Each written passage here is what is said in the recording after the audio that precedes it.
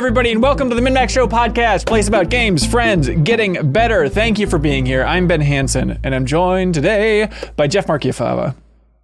Hello, sir. And I'm joined today by Kyle Hilliard. What's up? And I'm joined today by Janet Garcia. Welcome, Janet.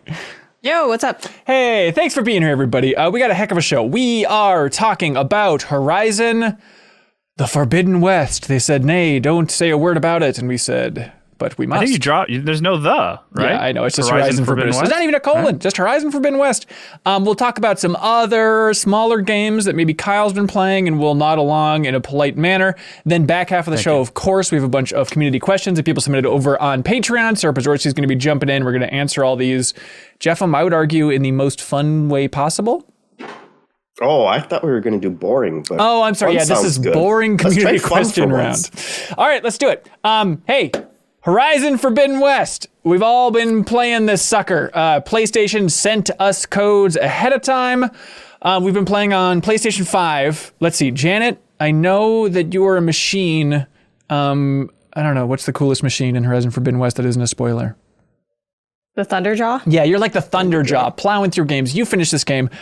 Stunning work. Kyle, you're like a big old grazing machine, one of those beautiful cows that also gets the job done. Because you also finished this game? I did indeed, yeah. I did it by skipping a lot of side quests, but I beat it. That's amazing. Jeff, where are you at, man? I'm 16 hours in. Solid. I'm curious for your take, Jeff.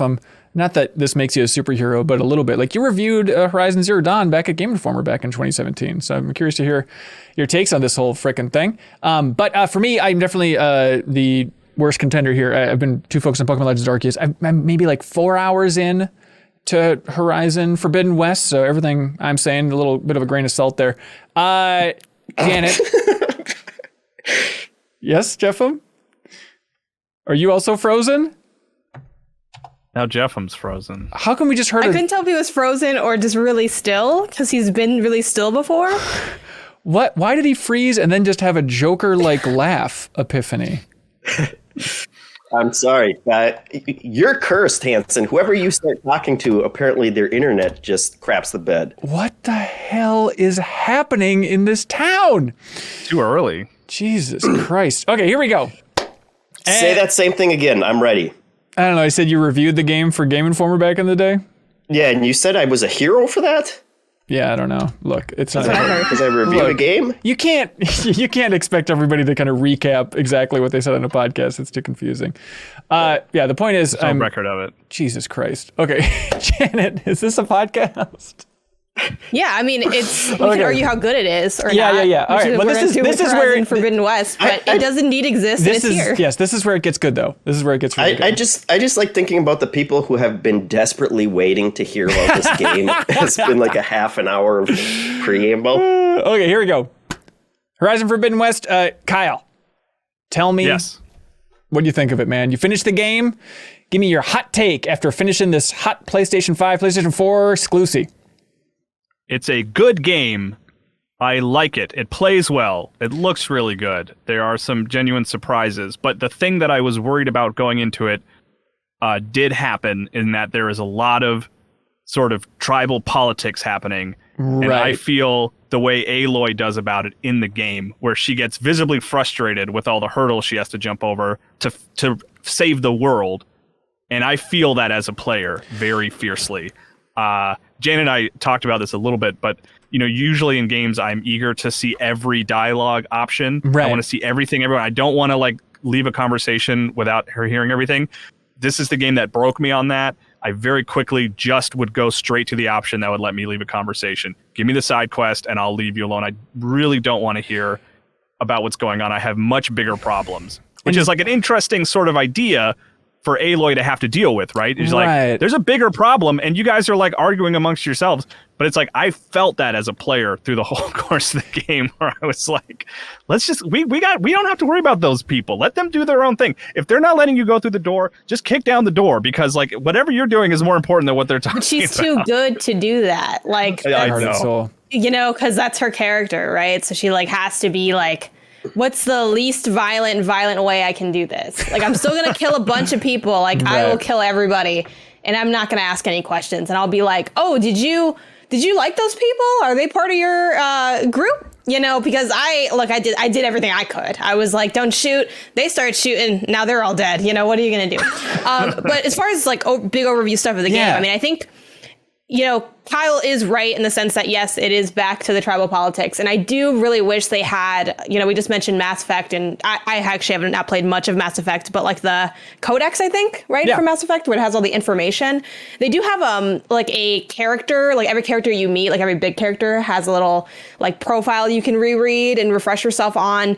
But the, you know, thoughts of like the Oseram versus like the other like two main ones. And then there's always like, similar to Horizon 1, there's like, well, there's the Karja, but then there's the Shadow Karja, and like one was always evil, and then they became not evil, and then the other group was like, y'all were better when you were evil, and it's kind of a lot to parse out. I will say I feel like that didn't matter as much in this one. Like, I didn't feel the need to be as well versed because it wasn't one of the main things going on, which I get, like, Kyle, to your point, it's almost like, well, then why are we even doing it? Which I think is a fair assessment. But I feel like it worked because everyone was at least more focused on the one core storyline. It is true that some tribes didn't really care about your plight to save the world, but you were able to actually talk to people about what was going on big picture, and you like brought more people into, you know, without getting into spoilers, your inner circle and your fold, where even though it is still a single player game and there aren't a whole lot of even quests that involve like companion characters, there's a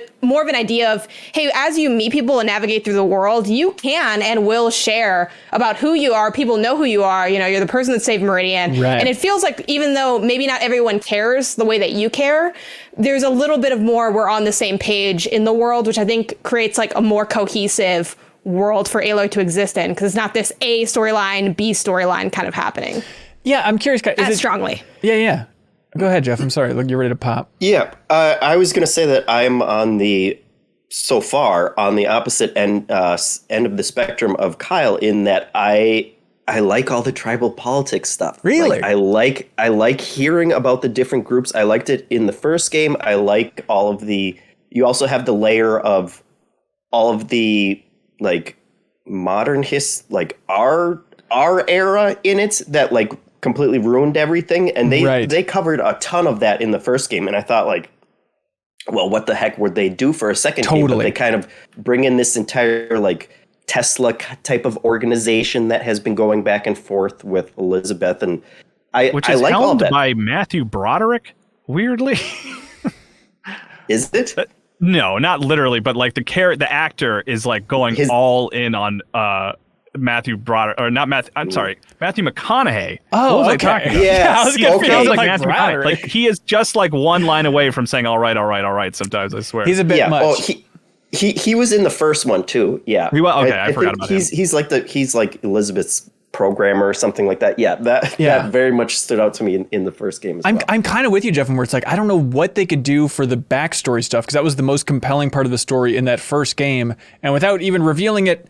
And I'm curious to see where it goes in this game. But in the first couple hours, the teases they give you of like what they were doing in the past, it's like, that is such a good hook. I am so on board. I want to understand what was going on. It is like the juiciest tease you can give for backstory and where this franchise could go in the future. It's awesome. Yeah, and normally, like, all that kind of lore dump stuff, you know, just goes completely beyond me. Like, I don't read stuff when I play Skyrim.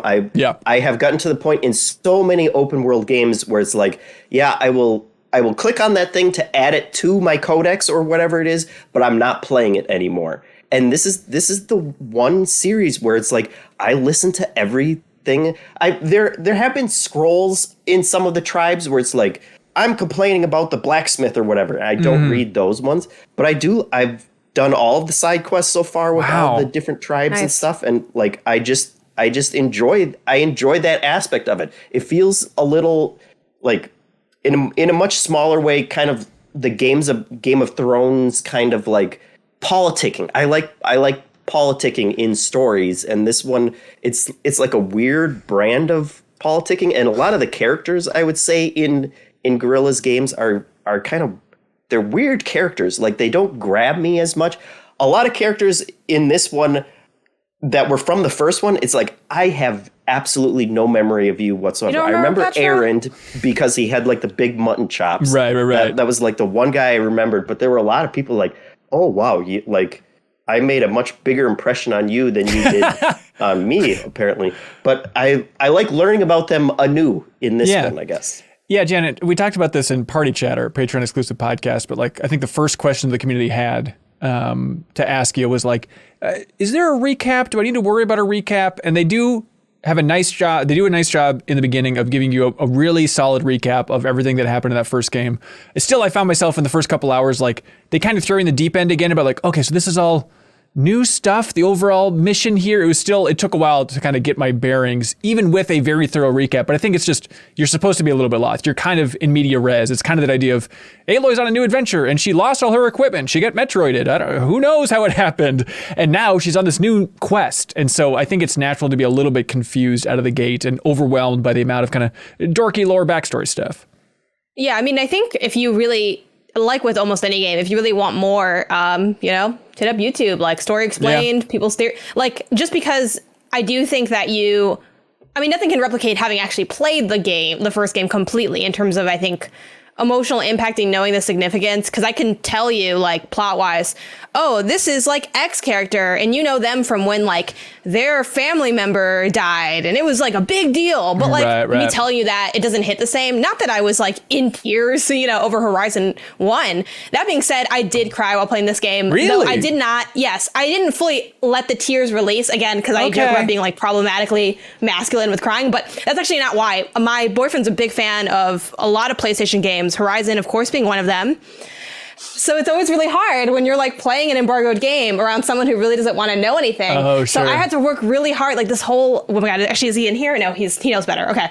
I'm like, I can't even tell him. I don't even want him to know what I think of this game. I mean, I think he can assume that I like it because I love the first one. Yeah. But I'm like, what do I think? Who knows? Am I going to platinum it? I'm not going to, who's to say? Like, so I didn't want to seem like impacted because I'm like, it's like when, when the big thing happened in The Last of Us 2, like our desks were side by side and I was like, I gotta go get some water. It's just like, really? I can't let you know that something crazy happened. But yeah, this game takes it there. I think the biggest thing that I can say that I love about it that like really makes it stand out. And for me, this is more in that like amazing tier, like 9 out of 10, the kind of funny. We gave it like a 5 out of 5 for amazing as well. For me, I think it just, the story's better and the gameplay's better. And the story and the gameplay were already strong in the first one. Again, I don't think it hits like that masterpiece level exactly, but there are so many, the main quests are so good, and the side quests are good too, but the main quests are so strong in that they are like, I am genuinely really interested in each main quest because almost all of them, and admittedly when you start out, it is a little bit more, we're easing into the tub. But once you get into that story, I'm genuinely really interested in what happens. I never exactly know what's going to happen, even mechanically, like even when I'm doing something that I recognize, like, oh, this cauldron's involved, but like it's different. Like, there's kind of something else going on. I sort of know what's going to happen here, but I don't because we're in a kind of a different context with different goals. And I think they do such a good job in the main quest, especially like in that mid to like the sort of, I feel like there's like several climaxes within this story, but like they have these setups where you'll do like an interesting kind of puzzle moment with a little bit of combat. You're exploring. Then there's a great combat sequence where your heart's just completely racing. You're like super challenged. And then after that, they're like, boom, then we punch you emotionally. And I'm like, holy cow, this was like a insane like set. This was like a lot in 90 minutes. Like I gotta take a step back and sort of process it all because you did so many things so well. And I think they helped speak to each other because it's like you really got immersed in the struggle and the fight, and then you like care about what you're doing, and maybe you care about the people that you're with, and then you're like, it was real good. I was surprised playing the first 4 hours or so, then seeing the review embargo lift and how positive everybody was on it in general. Like just for a frame of reference, like I enjoyed Horizon Zero Dawn. I went back and checked. It was like my number 7 game of 2017. Like I had a solid time with that game, but in the opening hours of this game, it was like, okay, this feels very samey. I feel like a lot of the design sensibilities kind of feel still like a PlayStation 4 game. We're doing Uncharted 4 level of climbing up things while they fall apart, and there's a bunch of bright yellow things for you to climb on here. And so I was a little bit underwhelmed in the opening. Then after the opening sequence unfurled itself and you actually get to the Forbidden West and that actual open world, which takes a little while to get to, then it was like, oh, okay, this is what I like about the game. It's starting to warm up. But am I nuts? Were you all kind of a little bit cooler on that opening? Should I keep plowing ahead, or is that tempo going to stay about the same? I'm like 100% with you. Okay, good. Like it really clicked once the sort of, which maybe you've said you've seen, but once the like the main story, yes, because there's a weird split in Horizon where it's kind of like, it's not fantasy, right? It is science fiction, but a lot of the tribal politics stuff feels more fantasy, right? Like Jeffin was saying, it almost feels like more Game of Thrones.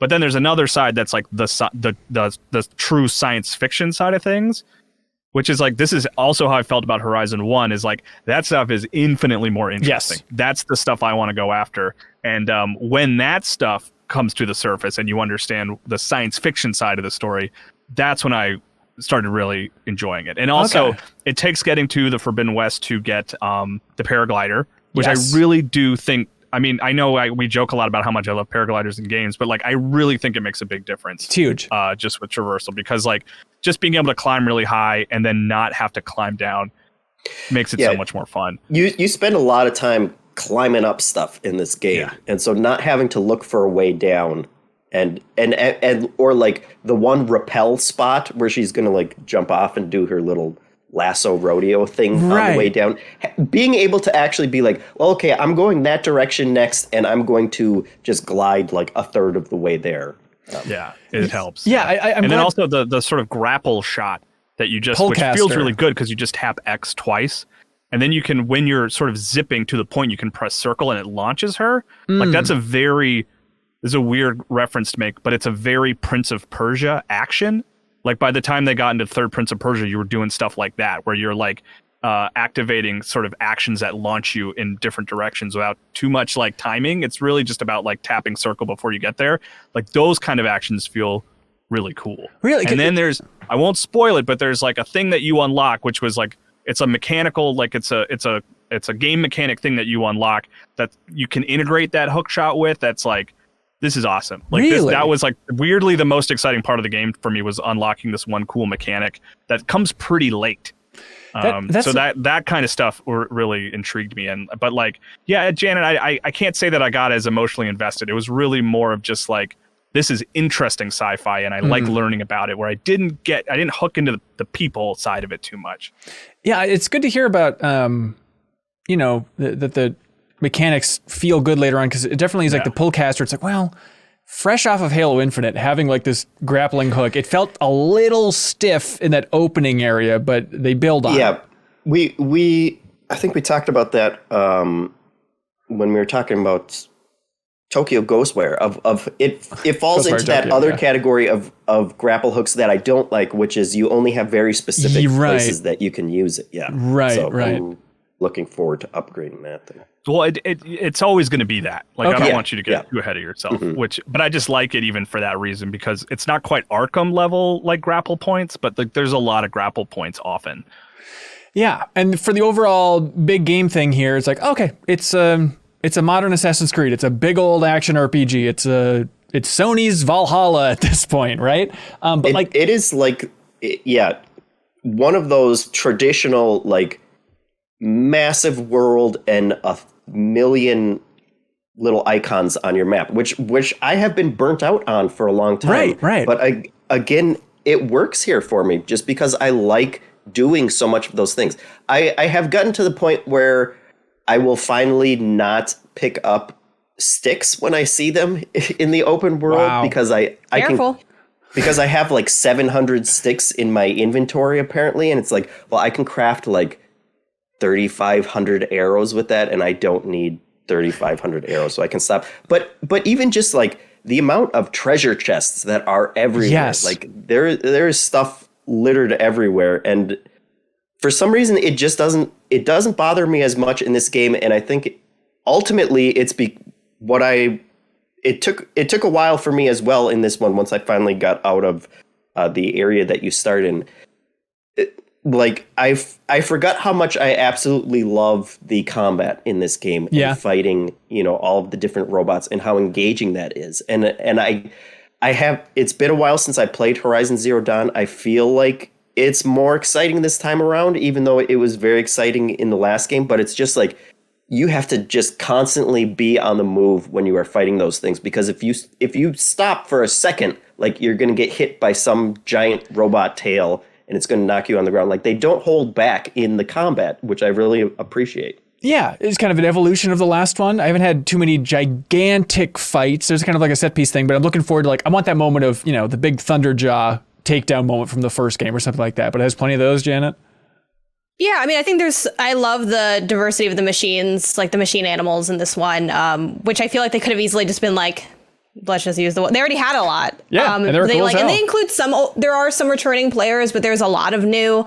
And then especially if you didn't play the first one recently, it probably would all just feel new to you. And I think I just really like the angle. I think everything was just really well thought out and felt very intentional and cohesive in this game, because a big thing that I like about it, and this speaks to the combat and the machines, is everything is the same, but it is evolved, which fits because you are in the same world, but you're somewhere else on the map in the world. So it really does feel like this is the Forbidden West, where it's the same, but it's a little changed. It's it's still tall necks, but it's a bit more of a puzzle. You can't just walk up to them and do it. You got to figure it out, and it's okay, well, there's metal flowers, but I can't really pick them up. Okay, it says tool not had yet, tool needed. Okay, I'll come back to this later.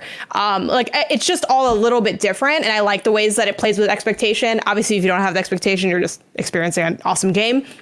But I think with the combat, it just feels a little bit cleaner. I don't think it's the arrow combat. It feels, to me at least, like a complete overhaul. But I did hear a lot of people who maybe played Horizon 1 a while ago, or maybe weren't in love with it. They're like, oh no, this is the one. I'm like, it's kind of the same. But I don't know. I mean, I'm glad that people are more latching on to it now.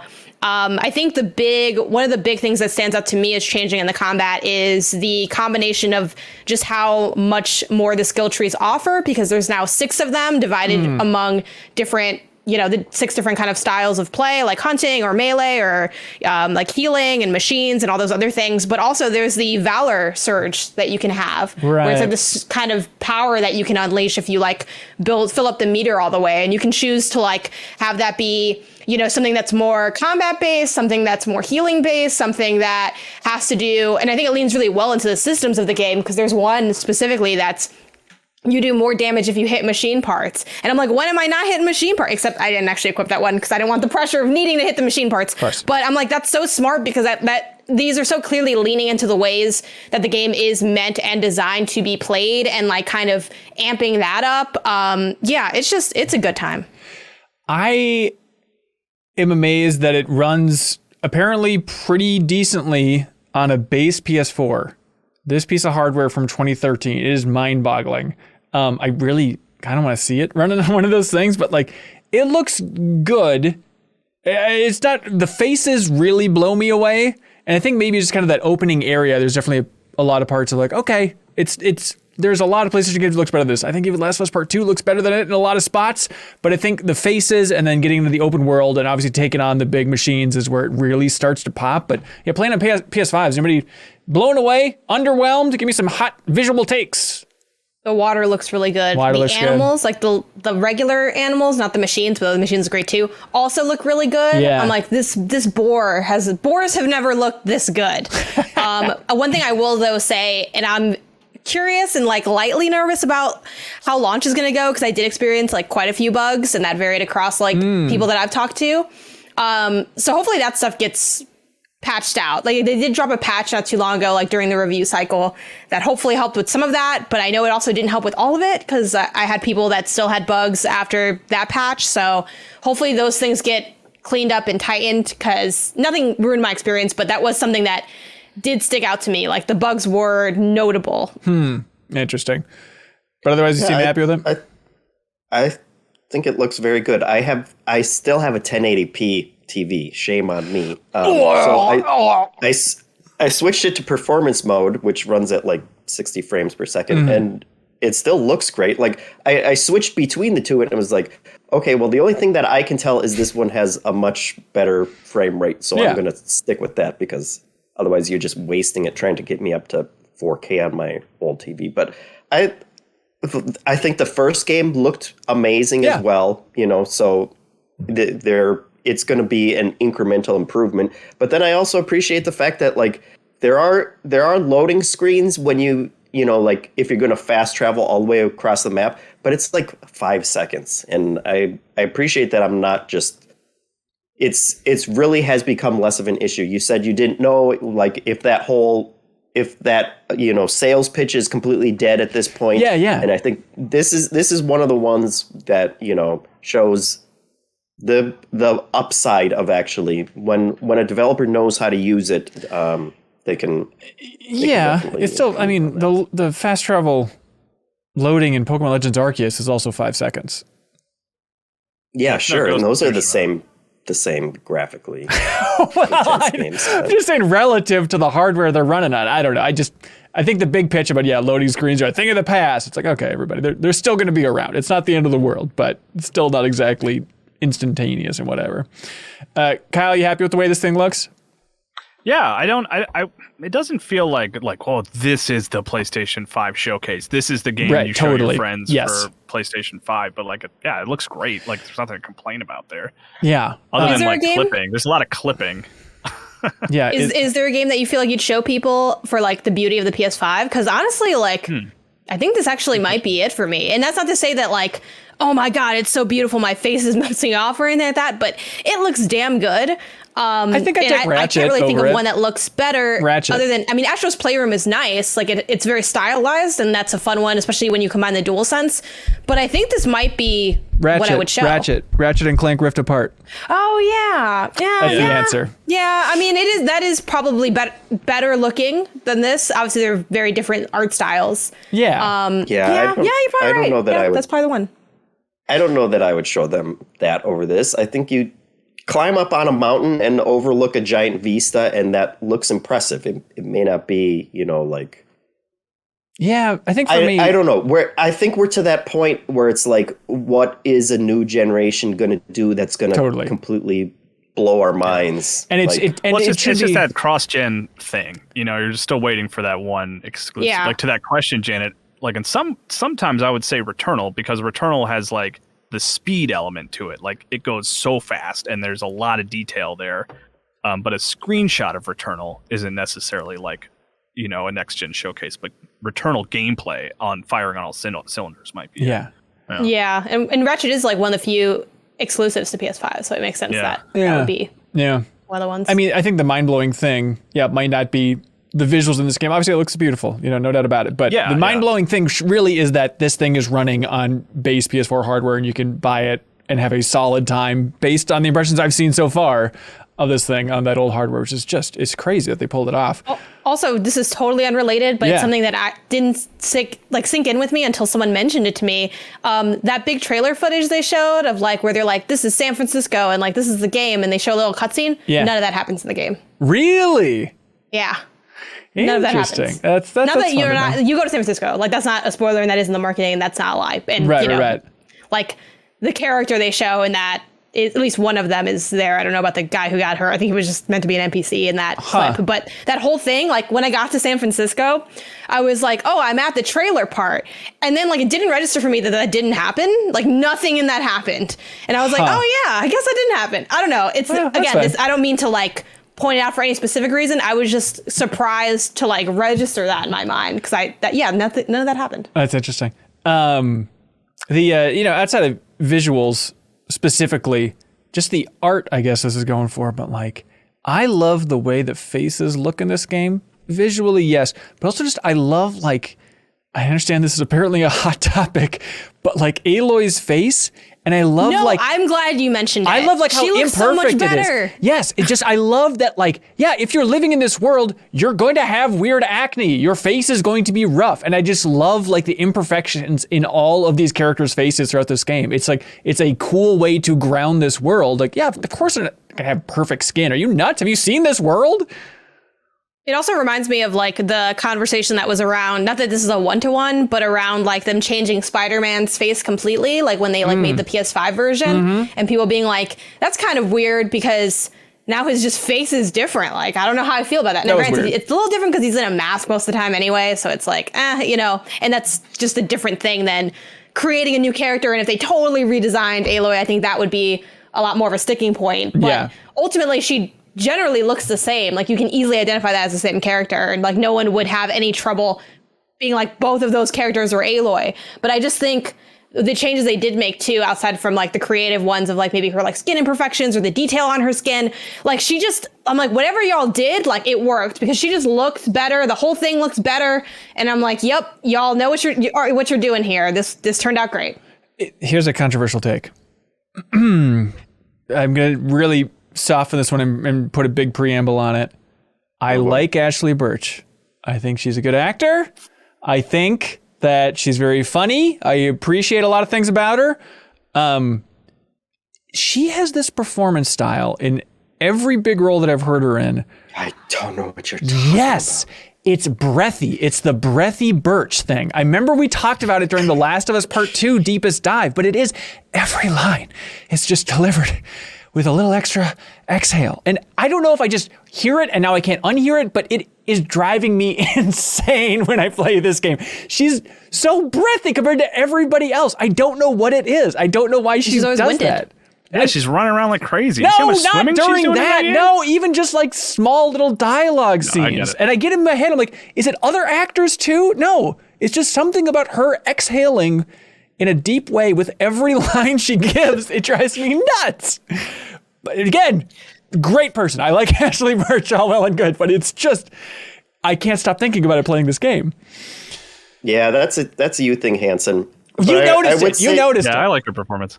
I didn't. I don't know. I noticed it because you pointed it out in a previous time, and it's like I knew it was going to drive you crazy. Yeah, the birch breath on the back of my neck. I would just be happy if she would stop telling me that she's sending stuff to my stash, because I know that that's where all the things I'm picking up are going. You don't have to keep telling me this is going to be my stash later. Also, there's a stash. And obviously this is like, some of this information is very, plenty of people are documenting this in their reviews, but like, this is like, our time talking about it. So if this is your first time hearing about it, oh my God, there's a stash. I'm so glad. Like, not everything on my Horizon wish list made it, which is fair because none of them heard any of the things I said, and I'm not a developer. So, and I also mentioned these things like a week before the game came out. So there's a lot of reasons why Guerrilla didn't take my feedback and incorporate it directly into their own work. But that being said, I love that they have the stash. I feel like so much of, and I felt that in the first game where I'm like, I hate that I'm constantly having to like inventory manage, and I think it doesn't make sense in a game where the further you go, there's like new weapons that you maybe like didn't even know existed that might need certain stuff, or like an NPC might need. I'm like, I need everything I need. Like, I need a place to put it all. I can't just keep crafting new stuff. And they let you do that, and they make it so convenient. Even when you're getting stuff from your stash, like I love that you can just hold square and restock all your stuff. Like there's a lot of they don't nail absolutely everything in terms of quality of life, but they almost nail everything. And the things that they do are just so useful, and I think help amplify the things that make this game good. Yeah. I mean, I mentioned it, but in the first 30 minutes of this game, you probably are picking up over 100 items. It is just like immediately gimme. Yeah, that's just the game. I'm still trying to wrap my mind a little bit around it, Jeff. And I hope I'm not coming across too negative, but like I remember for Horizon Zero Dawn, you reviewed it at Game Informer and you gave it a 8.75. And you're like, it's good. It's good. There's no doubt about it. I'm just kind of sick of the Far Cry formula. And I feel like we've talked about 1,000 times on this podcast, there's no greater curse than the Far Cry sequel of like, yeah, it's there's a lot in this game, but I'm just kind of sick of this formula. So it's interesting that the sequel to the game you said was too formulaic in a Far Cry open world sense. Now is suddenly working for you again. I gave it an 8.75. So that was like the one criticism that I had was like, I'm sick of going into bandit camps. I've only done one bandit camp so far in this one, but most of those kind of formulaic things that I've gotten to in this game, they've actually put more thought into it, and it's been like the first tall neck, as Janet mentioned. Like you get to the tall neck, and I thought, okay, like I know what it's the Assassin's Creed climb the tower thing, but there was like a whole other like I had to go figure out how to get through this building, and I was doing all this other stuff like puzzly stuff that was that made it more interesting than previous ones. And even the bandit camp was like part of a different side quest where I was like discovering where, these one robots had come through in this first area that were like causing havoc, and there was more going on to it, and they have been more interesting. And then again, the combat, like, I don't know how I forgot that I love the combat so much. I went into this knowing that I love the combat, but it's been another revelation of like, oh yeah, this is like probably my favorite open world combat from previous generation. And it's just like nothing gets to it. So I've just been in, like, maybe I'm over that hump of like, I've been jaded with open world games for so long that it's like, maybe this is the one that like gives me that still somewhat of a traditional experience, but there's enough going on. And the story, again, also, I should mention, like, I've been on board with the story the entire time. I got to one place last night. It was 3 a.m. I should have already gone to bed. And there was such a story twist to it. And it's very early in the game, but it was like, what is going on? Like they did not rest on their laurels in terms of what they were going to serve up with like the sci-fi side of it. And like it could have just been, oh, Hades is back somehow and we're going to fight Hades the entire game. And it's like they went to such a weird place that I love it. I want to get off this call and go right back to playing it. Like it only, like, honestly, without like, it's not as head-ass, and this is no offense to Kojima games, because I actually do like, I like Metal Gear, but it's like, I was like, did Kojima write some of this? All right. It's crazy. Like, this is such a fun, like, if you're listening to this and you're a content creator, oh, this is a good stream game. Obviously, like, watch out for the spoilers, because it wouldn't hit the same if you knew the stuff. But like, I had so much fun. And I think this is a testament to the story being interesting, because like, obviously we're like playing these games before release, so you can't share your thoughts like publicly, because that's illegal. That's a crime. You're going to get arrested by the embargo police. But I'll definitely like, I've had times where I'll text like colleagues who are playing the game or message them. And sometimes that's practical for like, oh, how long is this thing? Or like, hey, like, is this a bug? Or did you have, and that's pretty dry. But like, this was one where I was hooked on the drama of it, and like I mostly like texted Blessing about this and Greg to a degree, but I would just kind of live text like all these thoughts I'm having, because I'm like, I can't put them anywhere else, like, and I'm like, oh my god, this thing's happening, then this other thing's happening, this thing's actually that. They're wild. And I think it works though, because one, it's ultimately sci-fi at the end of the day, so they can do crazy stuff. But it also works because they take it seriously, but not so seriously that it's like cheeky or campy again. Like, the writing is good. The writing's good enough to pull off the crazy plot stuff they're doing. I'm like, if, and I think about, and I like Dying Light 2 just fine. I do think it fell apart for me at the end. And one of the reasons it kind of did start falling apart, besides the fact that the pacing was super off and they just kind of put everything in the back end. I'm like, I don't think you have the sauce to really pull that. Like, someone could tell these stories, and that's kind of my point with like any narrative in games, right? We talk about 12 minutes and like everyone hating that game because of the gross twist. I'm like, that's not why I don't like that game. Mm-hmm. It's not because the twist is gross. It's because you didn't write it well. It's not pulled off well. So many of these stories, there is no new story at this point in society. It's about the way you tell it. And I think they tell their stuff well. It's not that no one's ever done the plot points they're doing. Even some of them I've mentioned, I'm like, oh, Sony really loves using XYZ type of stuff to be like, now it's dramatic.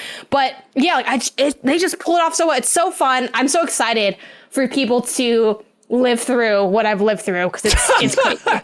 All right, there it is. Horizon Forbidden West. Everybody curious to hear more thoughts about it. We're hoping to do a Max spoilers at some point to kind of unpack exactly what's interesting about the story and all this fun stuff, so you can look forward to that in the future. Let's see. Hey, Kyle. Mm-hmm. There's a game that we've been hearing about for a long time as like a, hey, isn't this an interesting little detail? That Remedy, our beloved studio, the Quantum Break boys themselves, Control, Max Payne 1 and 2, that they were making the campaign, the single player campaign to one of the biggest multiplayer games in the world called Crossfire. And this is the Crossfire X campaign, and it's out now. Yeah. A game I had never heard of until this campaign stuff. It's one of those like, oh, what, you idiot, it has 3 billion players in China. How have you never heard of Crossfire? Yeah. It's like, yeah. So this campaign, is it on Game Pass, or where can people play this thing? I don't have a solid answer for you. My understanding was that the first episode, there's two small, like two kind of half campaigns, I guess. And my understanding was the first one is on Game Pass, but when I went to go play it, I had to buy it, which I think was like an error that they have since fixed. It looks like now it's on Game Pass. So how is it? Does it feel Remedy-ish? It's sometimes it's interesting. Like, it's funny. I tweeted about it last night and people were like, I got a lot of like, oh, have you looked at the review scores on that one? Yeah. Which I had not. And I sort of looked it up before this podcast, and it like the Metacritic and Open Critic score for the game is really low. Like IGN gave it a 3. I saw like this game. Yeah, and that honestly surprised me. I'm not like careful. Like I'm not like over the moon for it or anything, but like to see it as low as it was, I was like, really? I've been having a decent time with it. Like the way it feels like, it does feel like an impression of a Call of Duty campaign. It really feels like someone making a Call of Duty campaign without the resources of Call of Duty. That's all fine, but if it's Remedy's take on a Call of Duty campaign, I'm interested in that formula. Exactly, right? So the first level is like, I was like, oh, this doesn't really, it just kind of feels like a mediocre shooter. It doesn't feel very Remedy, but the second level has you sort of dreaming that you're back in your home, and you can kind of walk around your home, and there you look at the TV and there is a live action, woman on the TV who's like your wife. And I'm like, okay, this is the Remedy game I'm looking for. Right. This is where it's at. And then like the next level is like, there's a lot of the main character,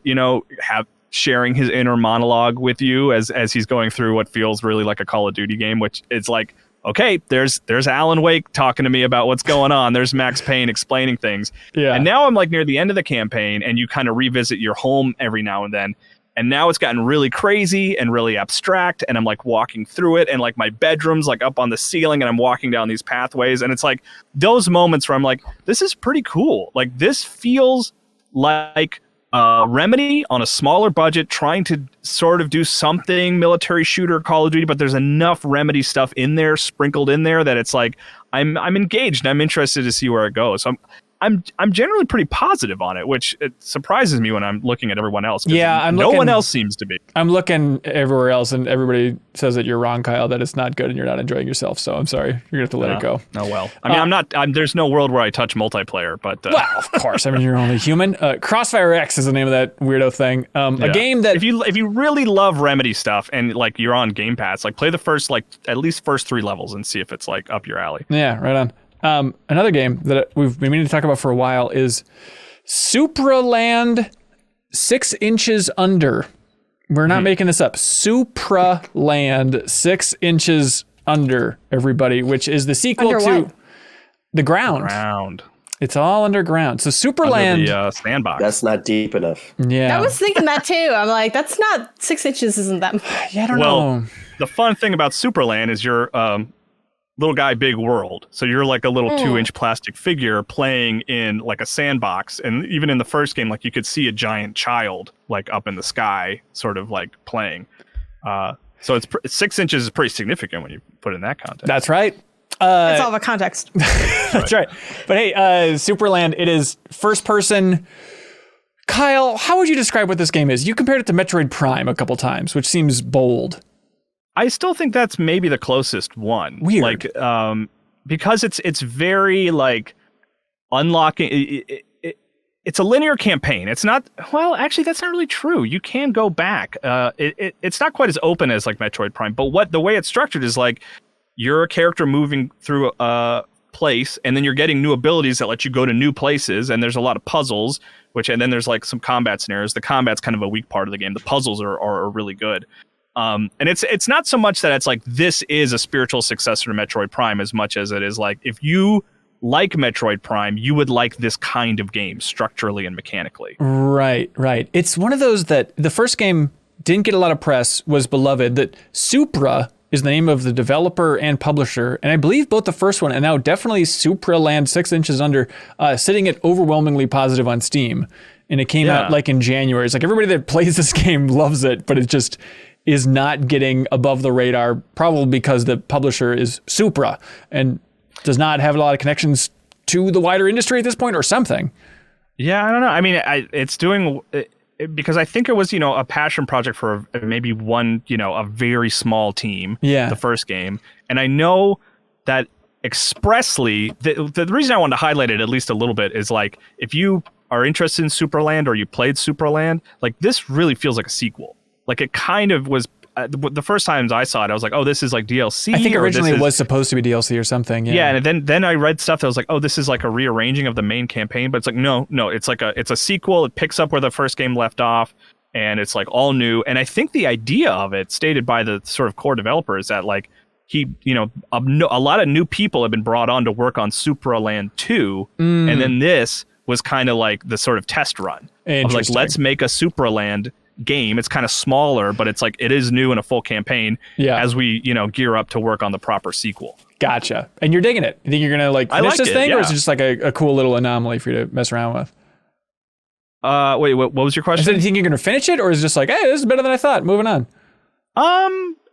Maybe the latter, if I'm being honest. Like I do really like it, but I'm more interested in like a true proper sequel, where this is like a really good add-on, like a really good standalone add-on. Yeah. So we'll see if I finish it, but like playing for like 2 or 3 hours, I was like, oh, this is more than I expected from this. This is cool. Yeah, I enjoyed what I played so far, but then I got nauseated very quickly, just like Metroid Prime. So Supraland 6 Inches Under is the name of that thing. I think it's Steam exclusive right now, so you can check it out on PC. Supraland is on other platforms now. I think it's on Game Pass. Yeah, actually. somebody at Backstage 6 Pass was Inches talking Under about that. Is just Steam. Yeah. Gotcha. Hey, Janet, do you know how this whole thing operates? Patreon. That's right, everybody. Patreon.com/MinnMax with 2 N's. That's in honor of Minnesota, Jeff. Fun fact. Oh. That's right. Thanks to everybody who helped support independent games media over there. We deeply appreciate it. And thank you to some of our bigger supporters, including the fine folks at Z-Man Games. They want everybody to know about Star Wars Jabba's Palace, which is a love letter game. Jeff, have you ever played a love letter tabletop game? I have it, I'm sure. It's probably up there somewhere. Yes. It's a classic. It's a modern classic. Yeah, it is surprisingly good. I actually got a copy and got to play this, and it's all Star Wars theme for Star Wars Jabba's Palace, the love letter game. But I really enjoyed my time with it. The best way I can describe it, Jeff, and you correct me if I'm wrong, it's something like it's like an Uno meets like a Guess Who, that level, but then like a notch above that for complexity. And anyone who enjoys board games, as soon as you say Uno and Guess Who, they're out. You're right, but I think it's approachable. It's a lot of just like quick conflict. Somebody's out every round. You will laugh. You will call people out. You're trying to guess what number they have in their hand. And in this case, you're not just trying to guess a number. You're trying to guess. I think you got number 5, which is Boba Fett over there. It's like, you got me. I got Han Solo over here. It's a good time. If you're looking for an approachable tabletop game for 2 to 6 people, I really had a good time with Star Wars Jabba's Palace. Also, it comes in like a cute little package. Cute little sack that it's easy to travel with, bring it to a bar, bring it to a restaurant, all that fun stuff. Also, thank you to the fine folks at Diverge Coffee. They say, hey everybody, Bryant and Nick here from Diverge Coffee. We just wanted to thank you again for all your support. We hope all of you wonderful MinnMaxers have enjoyed the coffee you've gotten from us. If you haven't, check us out at divergecoffee.com and use code MinnMax for 15% off of any order. Again, that's divergecoffee.com, discount code MinnMax with 2 N's. Thank you to Diverge Coffee. Just wonderful to have you. Also, thank you to the folks at Fixture Gaming. They want everybody to know about the Fixture S1, which is a clip that you put on your Nintendo Switch Pro controller, so you can slide the screen onto that and play with the best controller on the go. They have officially announced the Fixture S2 as well, which is for the OLED model of the Switch. There's no release date yet, but that is coming. There is a link in the description of this video, this podcast, if you want to check out the Fixture S1. It's very handy, and people like IanTClark in the community seem to be enjoying it quite a bit. Also, thank you to the fine folks at I Am 8-Bit. They want everybody to know about the Spiritfarer's Collector's Edition from Thunder Lotus. This is on Switch and PlayStation. It is the Collector's Edition of the wonderful game Spiritfarer that we all love so much. It's an I Am 8-Bit exclusive. It comes with a fully functional Everlight replica. It's a premium product. Comes with a bunch of digital downloads for the soundtrack, digital download for a 96-page Spiritfarer art book. You can find it at I Am 8-Bit's wonderful online store, where if you use the promo code TigerStyle, no space, you get 10% off everything in that online store. And because I Am 8-Bit is so generous, this week they're shipping out a prize from their wonderful online store, and it is the Disco Elysium soundtrack on vinyl. 3-album soundtrack. So this is just their generosity. If you want to thank them for their generosity with the MinnMax community, you can go support them by checking out their store and using that promo code TigerStyle with no space. And they are giving out this Disco Elysium soundtrack to whoever has the best question. The best question of the week submitted over on Patreon. Are you ready to get to the bottom of this, everybody? Let's do it. Janet, I know that in spirit you'll be here answering these questions, but would you... I always am. Yeah. Would you like to answer the first question? Here's the question. Janet, what does it... How do you ask this? What would you do if you got to... Here's the question. Here's the question, Janet. If you were really... Are you filibustering right now? What's No, happening? here it goes. Like, let's just say you were so impressed by the story of Horizon Forbidden West, you stood up and applauded. What would that sound like? Oh, okay. Wait, hold on. Okay, she's going to do it. Oh my God, she's doing it. I have a standing desk. She's so I can standing stand. up. What's happening? Her whole room is transforming. Sarah Pazorski, welcome to the show. Hello. Why is it every time? Is it a dramatic pause, or are you genuinely confused every time if you should say something? Sometimes I forget that you call on me, and I don't know what Out I'm of the supposed gate, to say. you forget. Well, so I don't know what to say. What am I supposed to say? Like, hello, everyone. I guess. Look, It's I me. know podcasting's uncomfortable, but I think it's that idea for like audio listeners. They need to know. They need to be able to tell who's Sarah and who's Jeffem, because sometimes it's all jumbled up. You can't tell who's who these days. Right, Jeffem? Yeah, sure. Hang on. Can we do a little impersonation off? Jeffem, can you try to do your best Sarah impersonation, and Sarah, you can try and do your best Jeffem? No, I'm like, here not we go. doing that. Okay, here we go. So, Jeffem, I'm going to call on you, and I want you to do your best Sarah, okay? Oh, Okay, Wait, all right. I'm Okay. confused. Here we I'm go. ready. Jeff Markiafava, welcome. I'm sorry. Okay, so this is Jeff. I'm saying it. Okay, here we go. Okay, I got it. Sarah Pazorski, welcome to the podcast. Is it me as Jeffem? I do not yeah, understand. Sarah. I knew a joke you were going for. Okay, Jenna. let's do it. Okay, It's so too here we late go. for this. So this is It's Jeff. 11 in the morning. This is going to be Kyle impersonating Jeffem. Are you ready? Okay, so then I say, hang on, I even got lost in my own logic. Oh my god. Yeah, Look, we have questions from the community. We can't do impersonations of each other. But actually, fun fact for audio listeners is we're all doing impersonations of each other for the rest of the podcast. I'm actually Sarah talking now. Anyways, Maniac submits a question over on Patreon. They say, what's wrong with Kyle's camera? Okay, then they say, do games... Nope, I nailed the Jeffem impression. That's what I was going for. Oh, comedy. I see. Maniac writes in and says, do games need or deserve to be re-reviewed? Cyberpunk 2077 getting a ton of patches, now being quote-unquote officially released on next-gen consoles makes me think that a lot of people are asking the same thing, but day one launch reviews don't reflect the game that people will play today. Makes me think back to Rome 2 Total War, a favorite of mine in the series that had disastrous launch, but has been patched and supported, and it's good now. I like seeing re-reviews when they pop up. I think it's too much to expect outlets to re-review every game all the time, but I think it's a fun thing of like, oh, by the way, Cyberpunk is good now. I would bet big sites would do that.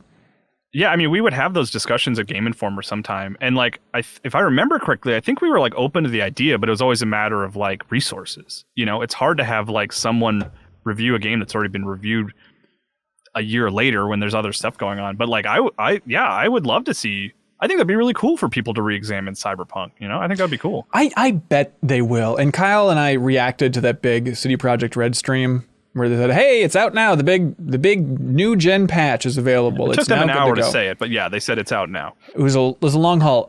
Somebody commented on it, and I didn't include the comment. I'm sorry, over on Patreon, but they talked about just like how that entire stream seemed to be the antithesis of hype. Like, is that Cyberpunk or CD Projekt Red learning their lessons? Because it was just like a very... What the hell was that pterodactyl? That may have been a door in my house that's very squeaky. Are you? Sliding shut. Do you have sliding WD-40? door. Oh my god.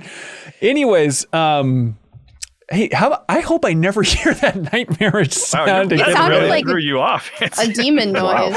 It was hellish. Anyways, Kyle, the question is like, was that the right way to re-reveal Cyberpunk? It's just like no hype, but just a lot of like, the AI is 10% better now. Check out these streets. It's on new gen consoles and there's a 5-hour free trial. Please give us a chance. Goodbye.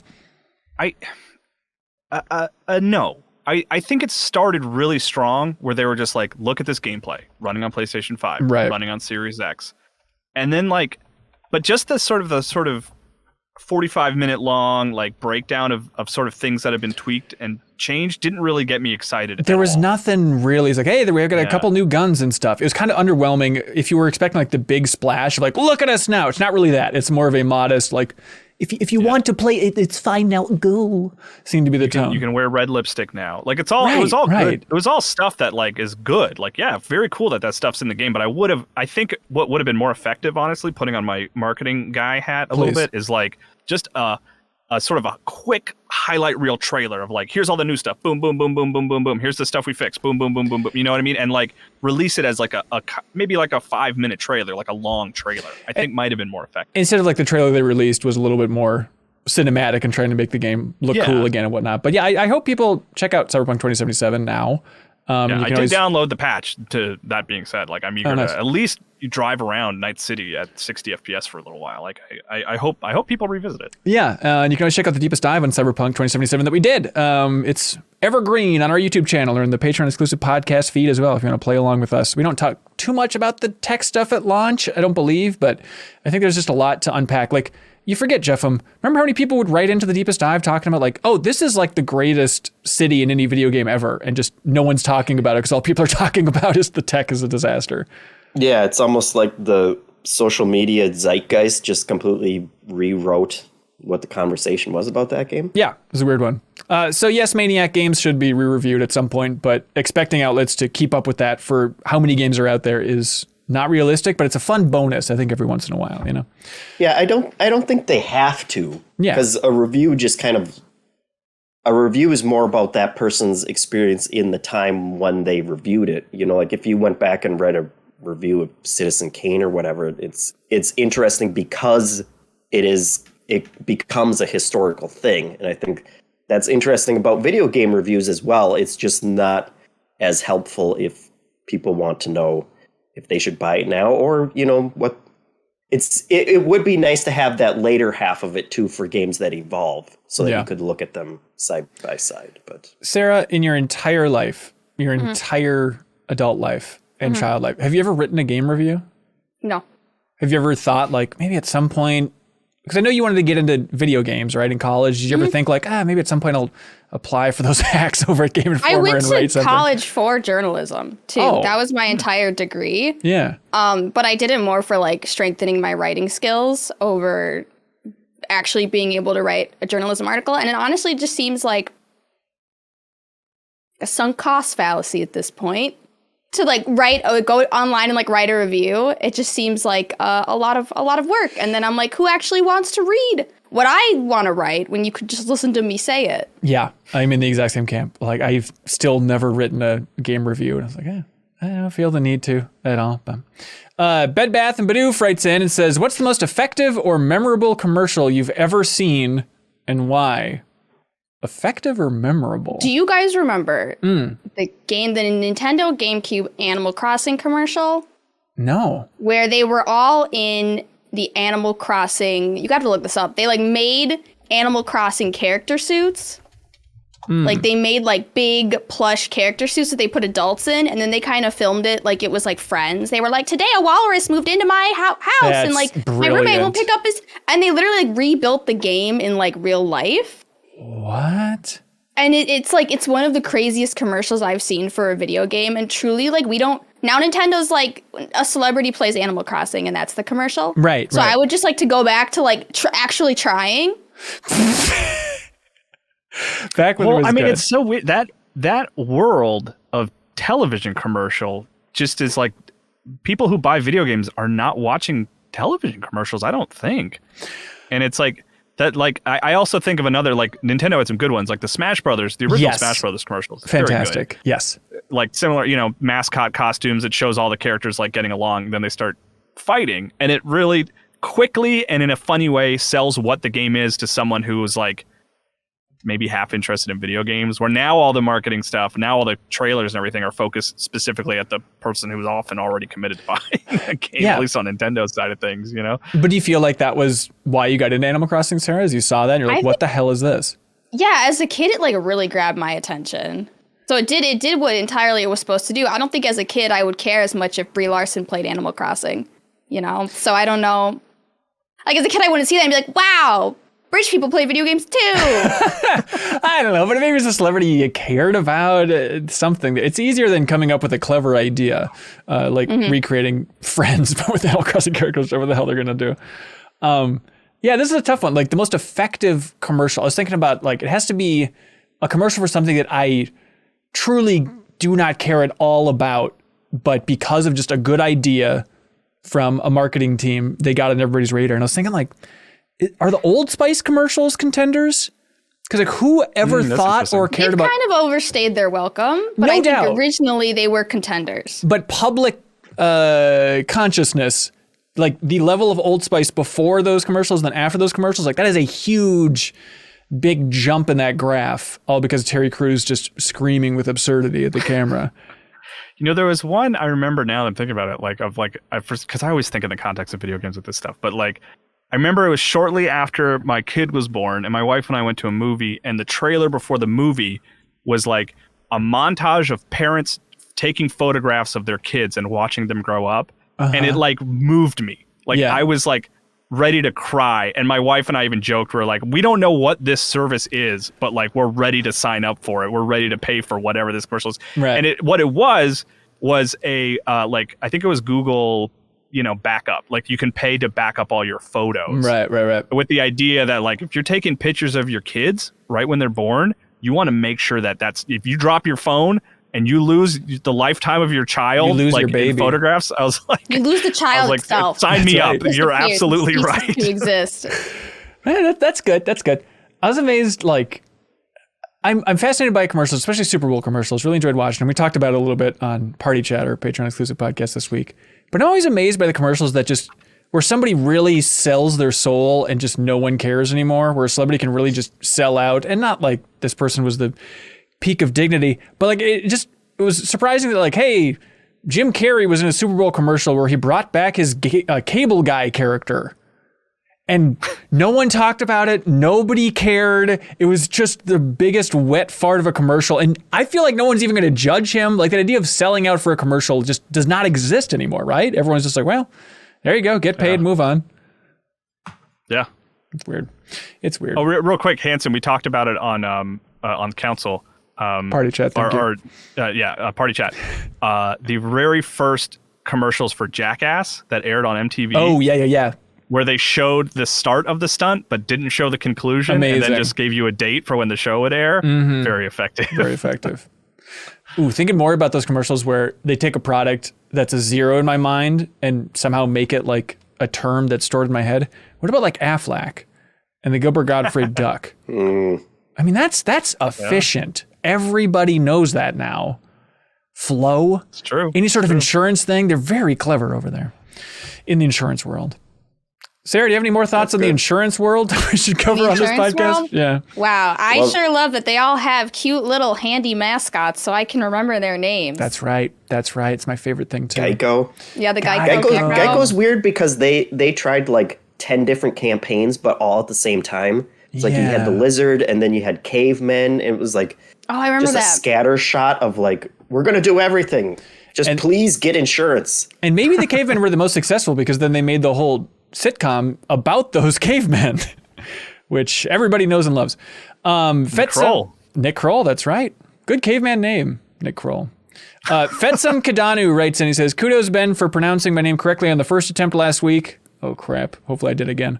Anyways, I was replaying BioShock Infinite, and the opening reveal of Columbia continues to amaze me. Maybe it's the combination of the 1920s architecture, the camera angles, the color palette with futuristic technology that takes my breath away. It reminds me of the first time I saw Hyrule Field, and when you're introduced to that first level of Mario 64. These reveals make me want to visit those worlds. My question is, for the crew, what is your favorite game setting / world reveal? Something that was like an oh moment, and you knew it was something special. I mean, Ocarina is a great one. Yeah. It feels, you go look at it now, it probably looks silly, but like the first time you leave and like walk into that field, it was stunning. Like it was like, I felt like I was in the future of video games. Yeah, and now you go back and look at it, it's like, where's all the collectibles? Give us something to do in this stupid empty field. It's so boring. You can run a horse in circles, and at night scary things come out. This is an interesting one. I'm trying to think of like those moments, and it's recent, so I don't want to choose it, but realistically, the first trailer where they showed Pokemon Legends Arceus, and you can just tell from the first shot, don't laugh, Sarah. We've only talked about that game for 6 hours. Don't laugh. But like the first time that they show just the environment and like what that means for Pokemon, the fact that like, hey, we are doing this, and it is a built-in symbolism for we are doing kind of like a Breath of the Wild type thing for Pokemon. I feel like that was pretty impactful, and we're streaming our reaction to that, so it's nice that's preserved. Mm-hmm. Right, Sarah? I think the original BioShock as well, Beyond Infinite. Yeah. Yeah, I think this is where, for me, like, JRPGs really shine, because they are super, super long, but the range of environments that you encounter in a JRPG, like, I can only think of, like, the first time I really dove into one was Tales of Symphonia. Ooh, and the fact that they just kept, like, upping the ante on these, like, worlds, locations, these towns, these people. I was just like, we've really peaked at this town. And then, like, 5 hours later of gameplay, you're like, nope, this is the really good town. And they just kept upping it and upping it and upping it. And it was incredible to me. Yeah. Ooh, I didn't know you were a Tales of Symphonia person. I love Tales of Symphonia. I did too. It was good. I should go back and replay it or load up my save or something, because it's one that I really loved, but I go back and it's like, I remember Lloyd. I remember the beginning is kind of a slog. Is that right? Okay. Yeah. And then there's that weird sequel to it that no one liked. Mm-hmm. Yeah.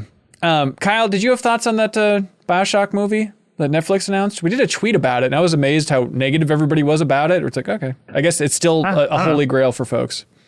I'm open to it. Yeah, I like to see those interpretations. I liked watching Cowboy Bebop on Netflix. I like seeing people take something I know and like see what they do with it. I mean, and Castlevania is still the high standard for like video game adaptation, I think. Yeah. And that's a Netflix joint, so like I'm optimistic. Reviews. It's a really cool story. It would be cool if I could tell my parents to go check out the BioShock movie so they could learn about Rapture. That does sound like the definition of cool in my mind, is you talking to your parents about a BioShock movie. The Cuphead show is on Netflix this week as well, and those reviews are also super good. So if they can do Cuphead, they can do BioShock. It's 1-to-1.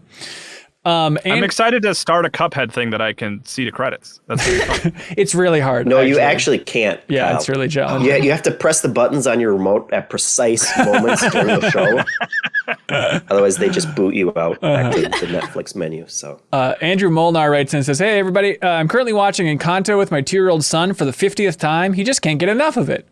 At 2, that feels like an age where it's like you can just tell him we're not going to watch this anymore. No, it makes them happy. My kid watches it all the time as well. Well, he likes the songs from it. Mm-hmm. They've been added to his like playlist of songs, and he brightens up every time. Wait, stop. Playlist of songs? You have like a Spotify playlist for your kid? Well, it's YouTube. He's not Spotify. I know he's a big Rogan fan. So Jeff, what does he think of? We don't talk about Bruno not having an Oscar nomination. Like that's absurd. He's outraged. Yes, yeah. I don't even know bring it's it like up because he Disney's cries fault, every time. Yeah, it's ridiculous. But they chose some other song that I didn't recognize immediately. Seeing there. Well, the thing is they submitted the song before the movie came out. They're like, well, this will be the one, and then the movie came out, and they're like, oops, what it was this one. What song did they think was going to be more popular? It's the one, maybe Jeffem knows the names, but it's like the one near the end that kind of explains what happened to the grandparent, kind of. Oh. It's the moving one. Yeah. Yeah, that's a mistake. What the one that's in Spanish? I believe so, yeah. Yeah. What is going on with the Bruno song?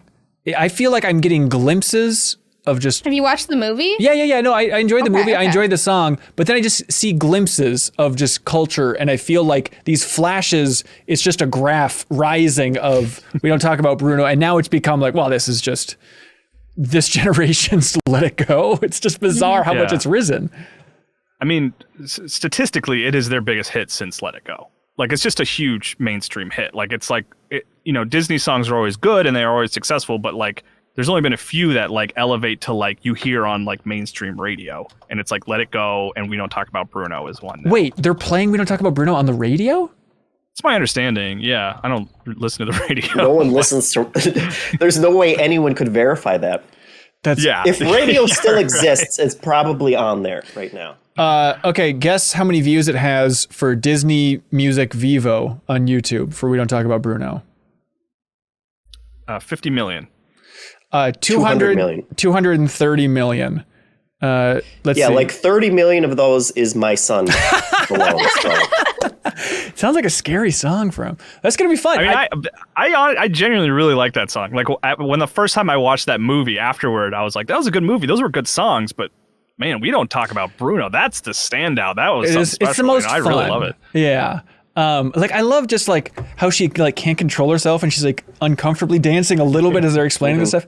I do think it's a cool idea though, Jeff. Like, can you imagine being really into a partly Spanish soundtrack when you're 1.5? Like that's really going to have a huge impact on your kid.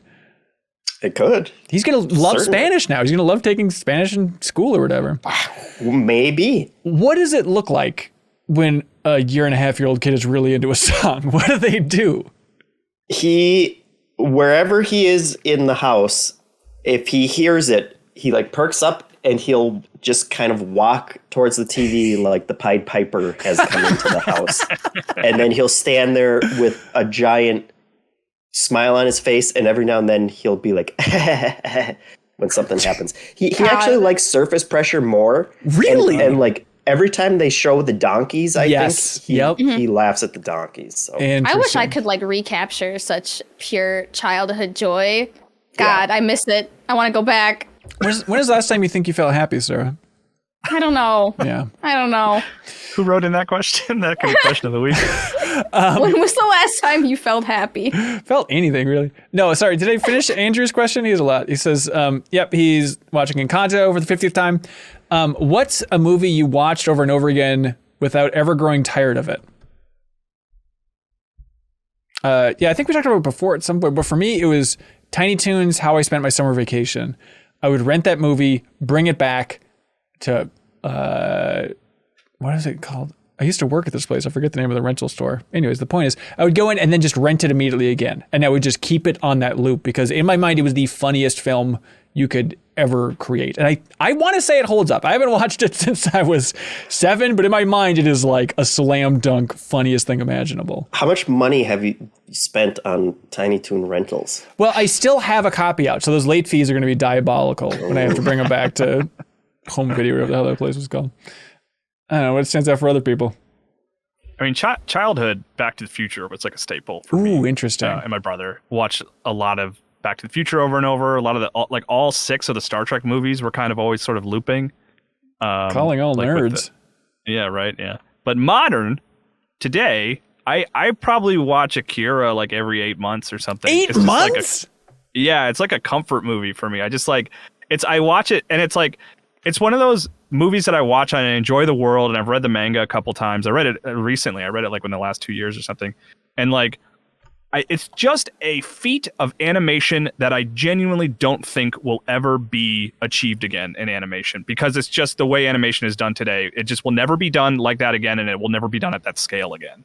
So it's like, it's just really, I love watching it because it's just never going to happen again, I don't think. I probably haven't watched it since high school. And I remember I went to like a Sam Goody, and it's like me and Ronnie were going to buy Pokemon cards or some nonsense. And then I remember the guy was like behind the counter. He's like, hey, we got a steelbook version of, or whatever the hell it was called, some fancy DVD version of Akira. You guys should, if you like anime, you should buy it. If you like Dragon Ball, you should buy it. And I was like, well, I like Dragon Ball. And so we bought it and watched it several times. And both of us were just like, this is supposed to be the greatest movie of all time. And that's like the last time I ever really watched Akira. So I need to go back and have you. I don't think that's an unfair examination because it is very confusing. Like I cannot explain. I kind of feel like I understand it now because I've read the manga twice and I've watched the movie 7 million times. Right. But like I can't really explain what happens in the end of that movie. It doesn't really make sense. It's more like a tone piece, like during the last 15 minutes. That's a good excuse for any movie that doesn't make sense. No, they're going for a tone piece. Don't you see all those terrible videos I made with friends in high school? Supposedly, Otamo has said that he actually dislikes the end of the movie. He's unhappy with how it came out. But I've never confirmed that. I've only seen secondhand people say that. So trying to make a beautiful film that it turns out it was all gross. There's a bunch of weird body stuff in it. This is disgusting. This is what you've been drawing for the last 6 months. God, what's wrong with you animators? I don't know. Sarah, do you have like a childhood favorite? I mean, as a kid, I watched a lot of like Pocahontas and Mulan, but in high school, it was kind of like you were aggressively forced to watch like Mean Girls, like on any kind of trip or at any sleepover. Like, Right. It's a good movie, like, but you had to watch Mean Girls and you had to quote Mean Girls Yeah. a lot. Like anytime on the color guard bus, we're watching Mean Girls. Like that's what we're watching, and we're gonna watch it again once we finish it. So. Jesus, it could be worse. Yeah. It really could be worse. It could be worse. Yeah. Jeffem, for you, was it the train coming at the screen, or was it the guys leaving the factory? Which one was it that you really The enjoyed? guy shooting his gun into the camera. Yeah, that's right. It was the train. It was the Yes. train. It was a good one. It was Goonies and The Neverending Story as a kid, which my kid also likes the theme song, Neverending Story. That is good. as well. Good theme. Good theme. But I think as an adult, or an immature adult at least, I think I've seen Wet Hot American Summer 1,000 times, and I will never stop laughing at that movie. What do you think is the funniest part of Wet Hot American Summer? Any scene that Paul Rudd is in. Okay. Him don't know. cleaning up after throwing his fit Yes. in the kitchen. and being and like I have seen, like, I'm waiting for my kid to do that because it is such a kid thing. I'm like, fine. But also, if you ever get the DVD version of it, Yeah. they have an entire audio track, like, you know, like a commentary track, but it just adds more fart sounds to the movie. Which is brilliant. David Wayne is just Brilliant, genius, yeah. brilliant stuff. God, can you believe that Dan Reichardt's never seen that movie? Really? He lives it. He lives it. Was he need to see it? Yeah, that's a good point. My name is Dan, writes in, weird, and says, hey, friends, if the development and production of new games for one console that existed before the year 2002 started to pick back up now, what console would you like it to be and why? Look, I guess that's confusing, but basically, if they just kept up the production as if, like, we're still making new games and new systems for this console, what would you want? The GameCube, because I like the disc size. It That's is very it. I want to cute. go back to those cute tiny discs. Did you ever have one of those CD players with the mini discs? No. I remember a friend of mine got it. It was around that same era. It's like, this is the future of CDs, is you got to have this mini disc player where it's a CD, but just half the size. What? But remember how cool you felt when you got a game and it had Yes. like more than one GameCube disc? And at the Yes. point it would pause and you'd be like, this is it. This is my moment. It's very cool. You just get to play with those tiny discs. Oh, and I like the case. It's like the most heavy duty case of that generation as well. Well, that's because they actually had the booklets in them still. The cases nowadays are so light, you could just like, you know, there's nothing. I need the heft. I need the heft of an instruction booklet that I'll never read. I do think GameCube is the correct choice. Ooh, Dreamcast, I guess. I was going to say, because the GameCube just has so much personality and it's so distinct, and that's what you want, I think, if you're going to bring something back. But in some ways, the GameCube is like a Dreamcast for dummies when it comes to like personality and vibe. Like, personality and vibe, GameCube has a vibe, but the Dreamcast is like just 50% more vibelicious overall. So you'd have to keep that rolling. Do I sound like a young person, Sarah? It doesn't make any sense. I have no clue what you just. I haven't heard a single thing you said for the past minute. No, Sarah, this is a professional video game podcast, so it checks out. The It checks out. Dreamcast is more vibelicious than the GameCube? Yes, 50%. Did I Okay. stutter? I don't. When I look at it, I don't see the vibes. Have you ever played a Dreamcast, Sarah? No. Oh my The god. controllers look like hell, though. They're funky. Imagine if We got in an argument about this once at GI where I was like, this is the worst controller. The People were Dreamcast? like, nah, it's great. I was like, Dreamcast sucks. No. What? That controller We're is so reliving much that better. conversation right now. I know. Yeah, I No, think Do I look the as handles- apathetic about it as I did back then?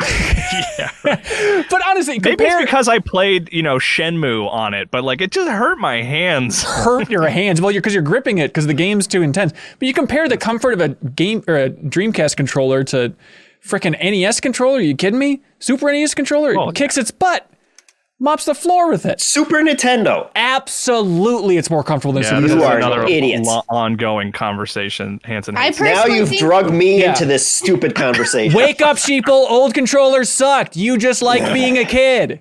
We peaked at the GameCube controller, and it's been downhill ever since. I'm absolutely with Sarah. I liked when love the the buttons GameCube were controller. actually different shapes, and I didn't just have to memorize where they were. Hang on a second, Good point. Sarah.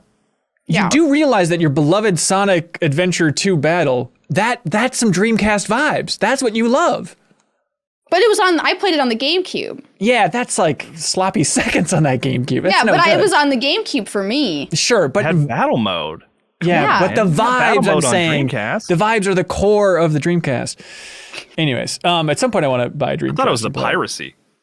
Look, honestly, that's probably also why I liked it a lot. Is because it's like, all right, let's go over to Ronnie's house and we had every game ever. This seems pretty cool. Virtua Tennis rules. I never would have played it without that. But the weird thing about the Dreamcast controller that I'm thinking a lot about, just staying up late at night, is like the controller. Yeah, it's got like the weird grooves, and yeah, it's weird that the cord comes down the bottom and all that stuff. But yeah, it's got the VMU. Yeah, that's list funky. more bad things about it. I think those are all just funky things about it. It's still fine to hold. But the weird thing is that like it's got like the bumps on the analog stick. It's just like, it's weird. It's like if your analog stick has some weird disease. It's just got like the measles or something. But it's cool. You know, I also, speaking of GameCube control, I also like that octagonal sort of shape for the that the control stick would rest in. Right. It was on the Wii as well, and then they've abandoned it. But I always liked it. I thought it Yeah. was really You could good actually for- get a good angle if you had to. Yeah, like you could run in a straight line as Mario really easily. Right. Let's see. James Smith has a question saying, hey, everybody, was watching the Ghostwire Tokyo stream last week and had a thought when they mentioned that this was their first open world game. We're getting Horizon Forbidden West this week for a while. And for a while, it's felt like the trend has been swinging to studios moving to open world games. Even Neil Druckmann said the original pitch for The Last of Us Part 2 was an open world game, or at least more open, I think he said. Anyway, the question is, when was the last time you can remember a studio going from an open world game to a linear one? Did we talk about this before? It's my favorite thing. I feel like we talked about it, and there has to be a good answer. I mean, Naughty Dog is a good answer. They went from Jak Jak 3? 3 to Uncharted. That's interesting. And Yeah. then, I mean, you could even say Rockstar. I mean, they did GTA 4 and then Max Payne 3, right? That's true. Yeah. Yeah, you could even say something. Is the Warriors open world? I've never played the Warriors. I don't think so. Okay. Could be wrong. About And then you can go back to like State of Emergency, I guess, of like open mall. that. Table tennis, yeah. Yeah, the best I can really think of is like Obsidian for kind of the more modern era, where Outer Worlds is open region compared to like a Fallout New Vegas, more open world. But I feel like the industry is primed for a big studio to announce that their new game is not open world anymore, but it's going to be a linear experience, and people would really pop hard for it. I feel like, Hey, yeah. I was going to say, I wonder if Wolverine will be linear. Ooh, that's a great example. Wouldn't people be excited? It's like, hey, everybody, this is going to be a 12-hour linear narrative experience. Am I nuts? I feel like people would be really into that. I'd be into that, yeah. Okay. Or even like, hey, we're announcing, I mean, the classic example is if Rocksteady was making a new superhero game and it's, hey, it's going to be a Metroidvania type game. Please enjoy. I feel like people would be so much more excited about it than another open world living game or something. Did you beat Batman Arkham Asylum yet, Sarah? I saw you've been streaming that. I did. Ooh, what'd you think? Beat it. I definitely brute forced my way. I really have a talent of absolutely ignoring any mechanics the game tries to teach me and then somehow like making it to the end anyways, which is definitely what I did in that Batman game. Yeah.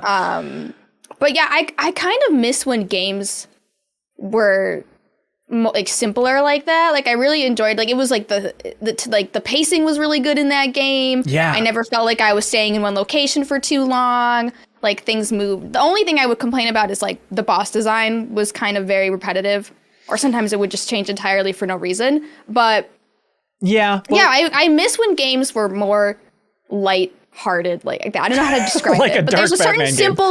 It Yes. was simple and fun. Yes. They didn't absolutely. overcomplicate it. There wasn't like a skill tree. There wasn't like 10 different menus. Yes. So yeah, I was a little nostalgic for it, Yeah, there's just a beautiful purity despite never to it. playing it when I was growing up. No, I get it. I totally get it. It's a nostalgia for just that level of just, here's what this game is. It'll be a fun experience. We're not expecting to change the world with it. But yeah, now people are just nostalgic as hell for it. Let's see. Christian Garcia says, hey, everybody. Ben's recent rants on having people acknowledge the PS4 already had speakers in the controller reminds me of my own struggles getting people to acknowledge the following two things. Number one, people call Sony's Spider-Man combat Arkham-like, But to my knowledge, Spider-Man 2 on the PS2 had the mechanic of pressing a button to counter once the Spidey sense kicks in. Arkham games should be called Spider-Man-like. Kyle, is that legit? I don't know. I actually don't remember because like the thing I love Spider-Man 2, but I don't remember anything about the combat in that game. That game was all about swinging, man. Yeah, baby. But I think the innovation for Batman is like how crucial that counter is. Like if I remember correctly, Spider-Man 2 is very combo heavy. Yeah. But like to be successful in Batman, like you can almost make it without throwing a punch. Like if you really want to, right. Like, you can just counter everything, and Yeah, it was more crucial. But I think that's a fair thing to point out. All right, Yeah. as long as you're not deflating Christian. Then they say number 2, Road Trip Adventure on the PlayStation 2 did Rocket League way back in 2002, complete with rocket-equipped cars as well. My Better Quest goal for the month is to share these facts with the world. All right, noted. Done. Yeah, that Road Trip Adventure game, I want to play it. It's one of those weird anomalies on the PS2 that people really love. Is that associated with because Rocket League had a version before Rocket League, right? Supersonic hyper cars or something. Okay, Yeah. not the same team or Not anything that, like that. not that. No, okay. Let's see. Jeff D writes in. Oh, your rival, Jeffem.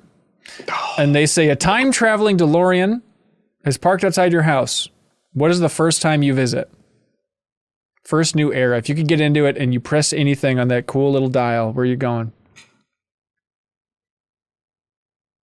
1,000 years into the future. Really? well- Ooh, interesting. I don't think I'd go back to the past. No? You don't want to see I don't anything? think that would turn out well for me personally.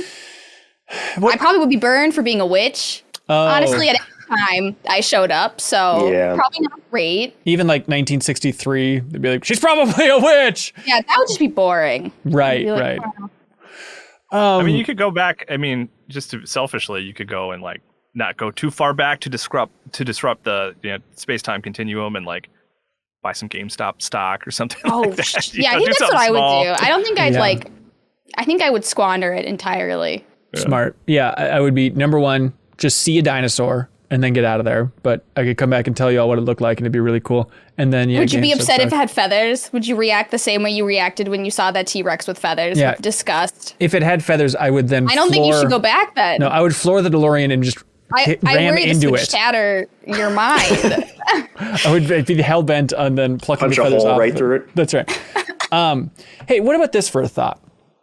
You know how everybody's always like, this timeline sucks, the world's terrible, everything sucks. You know, Twitter, you know how everyone's always talking about everything's terrible?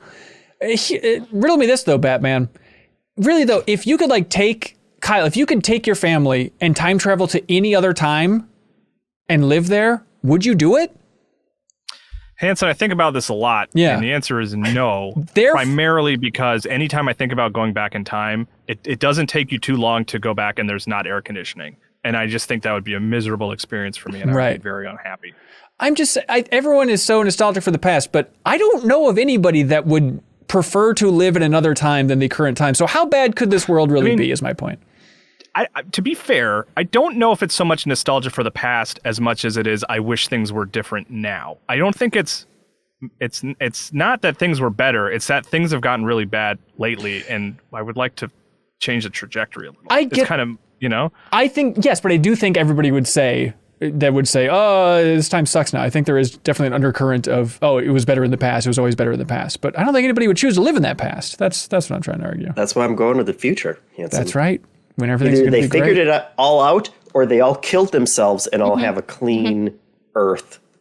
Yeah, I'm with Jeff. Just on like this Horizon, one. you know, like nature will come back after, the radiation. And then it's kind of like you went back Oh. into the past. That's right. Oh, that's true. And they'll have cloned dinosaurs by then, so dinosaurs will be back just roaming around. There's no doubt about it. True. Let's see. Tanner Hoisington, killer question here, saying, hey, cohorts, what is the all-time greatest Nintendo soundtrack? Not counting Smash Brothers. This one's a thinker. I mean, it's Ocarina of Time for me, Yeah. partly because the music is so integrated into the story and the plot of that game. Sure. Like you literally play music in order to progress. So those songs really get into your head. So that's my answer, but it is connected to like mechanics. If you took it outside of the game and like listen to it as a soundtrack compared to listen to like a different soundtrack, I don't know if it would hold up necessarily, but Yeah. I can't separate it from that playing experience. Yeah. I think Zelda's a contender. I think Wind Waker, or something, I would imagine. Wind Waker just for Dragon Roost Island. Yeah. Yeah. Like, play that in the club. I'm getting down. Like, I'm ready for it. I was thinking like maybe like Mario Galaxy 2, because I think that's the one that has like the throwback galaxy, so you get a little bit of Super Mario 64 in there, and that version of that song is so freaking good. But you know, I was thinking maybe we could do something for New Show Plus with this, but just recently, just the other day actually, I just listened to all of Mega Man 2's soundtrack. I know it's not Nintendo first party or whatever, but you know, you can connect it with the NES soundtrack or NES system and stuff. But how is it possible that Mega Man 2's soundtrack is so good? I'm not even like deeply nostalgic for the game. Just listen to that soundtrack again. It is just impossibly good for just about every song. It's very good. It's very good. Let's see. Josh Carmel writes in and says, hello, Ben, Hand, Son, and the Fingers. That's weird. Reggie Fils-Aimé is coming out with an autobiographical book called Disrupting the Game very soon. It's incredibly exciting to finally read about his secretive behind-the-scenes history with Nintendo. With this and Iwata Ask coming to fruition recently, which storied member of the industry would you want to have a book about next? Andy McNamara doesn't count because we all should keep shouting at him to write a book someday. I don't think he ever will, but that would be fun. So next, specifically next? I don't know. Yeah, I guess so. Well, because like I would love to read a book by Miyamoto. I'd love to read just like, yeah, you know, but like that's not coming anytime soon, if ever. No, I don't think so. Yeah, I mean, a lot of just kind of old timer Japanese developers is kind of that sweet spot, right? Like Sakaguchi, if he's just really willing to talk about exactly what the entire history of Final Fantasy was like. But after you've been asked about this for 30 years, like he probably has no enthusiasm left for like, let me tell you about Final Fantasy 3, everybody. You know? But I'd love to see, I don't know, like a Mark Cerny, any like old timer at Sony, like Connie Booth, the producer. She's been producing Sony games since the mid 90s, like that level of name that you just don't think about that much, but they've just seen so much. Like a Ken Lobb who went from Rare to Microsoft. Like there's so many people that have just seen so much of this freaking industry. So yeah, everybody should write books. When is Cliffy B's book should be coming out at some point soon, right? I know he's writing one. Oh, yeah. I want to read that. Hey, Jeffem LB writes in and says, hey, when you think of Harrison Ford, is he Han Solo or is he Indiana Jones in your mind? It's a great question. Yeah. I wish you had given me more time to just no, because now he's just old in my mind. That's the problem. Yeah. Honestly, probably more Indiana Jones. Same. I think it's mostly just the outfit, though. Really. Yeah, more iconic outfit. When you think of him, you know, the hat and. I think you're right. I think that's a little more iconic. Damon Vizell says, love the idea of us writing in missed joke opportunities. I've got one from about 2 years ago. Every time you gave Capcom a round of applause on the Game Informer show, I wanted you to say Clapcom. I'm sorry, Damon. Good job, Capcom. Yeah, we should have said good job, Clapcom. You're right. Now, Maniac has an interesting strategy here. Maniac writes in and says, missed joke opportunity, respond to anything with, that's where you're wrong, bucko, or that's where you're wrong, kiddo, or that's where you're wrong, partner, and make finger guns. I don't know if missed joke opportunity is you just giving us an obnoxious thing to do in any situation. That's just a catchphrase suggestion. Yeah, right. That's a different, that's for the future of the podcast. Andrew Ferguson writes in and says, inspired by Sarah's story about tricking her friends into Mario Kart, what are some ways you've lied or tricked your friends in video games? For instance, my cousin convinced me that Oddjob was actually the worst character to use in GoldenEye so that he could use him. The justification my cousin used was that Oddjob's size didn't make him a smaller target as much as it made him the perfect size to be hit with headshots. He used a similar lie to me to get to use Jaws, saying that he would only be hit in the stomach and therefore he'd be fine. Very smart, very smart.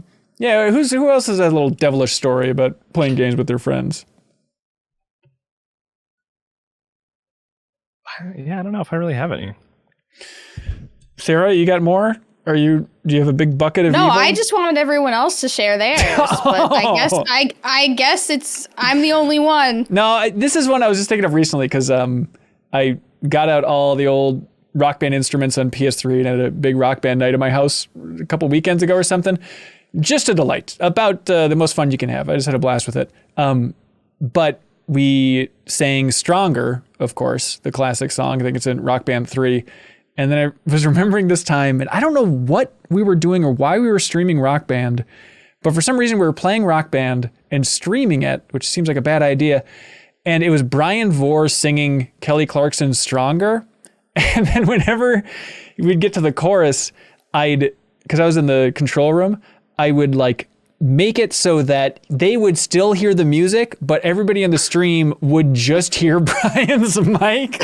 So it just cut out that it's Brian, it's stronger, a little taller. And I just love that recording. I think somewhere it still exists on Game Informer's YouTube channel. Brian Moore just belting it out. Let's see. Seth Philbin, speaking of Game Informer, asks, when will Ben Reeves be on the podcast?